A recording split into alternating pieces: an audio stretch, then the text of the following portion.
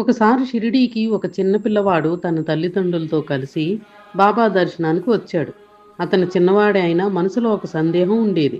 అతను బాబా పాదాల వద్ద కూర్చొని అడిగాడు, బాబా, మీరు ఎప్పుడూ అంటుంటారు నేను ఎక్కడ ఉన్నా నా భక్తుల మీద దృష్టి ఉంటుంది అని. కానీ మీరు షిరిడీలో కూర్చున్నప్పుడు నేను దూరంగా ఉంటే నా సమస్యలు మీకు ఎలా తెలుస్తాయి, మీరు ఎలా రక్షిస్తారు అని. అందరూ ఆ పిల్లవాడి అమాయక ప్రశ్న విని చిరునవ్వు చిందించారు. బాబా చాలా శాంతంగా, ప్రేమగా ఆ చిన్నవాడిని ఎత్తుకొని బయటికి తీసుకువెళ్ళారు. బయట ఆకాశంలో ప్రకాశిస్తున్న సూర్యుడిని చూపించి బాబా అన్నారు, బాలక, ఈ సూర్యుడిని చూసావు కదా, అతను ఆకాశంలో ఒకచోటే ఉన్నాడు. కానీ ఒకేసారి ఈ షిరిడీకి, నీ ఊరికి, పర్వతాలపైకి, సముద్రం పైకి కాంతి ఇస్తున్నాడు. అలాగే నేను కూడా ఒక చోట కూర్చున్నట్టు కనబడతాను. కానీ నా దృష్టి మాత్రం ఎక్కడ ఉన్నా భక్తుడిపైనే ఉంటుంది. ఎంత దూరంలో ఉన్నా నువ్వు నన్ను నమ్మితే నేను నీకు తోడే ఉంటాను. అలా చెప్పి బాబా అతని తలపై చేయి పెట్టి ఆశీర్వదించారు.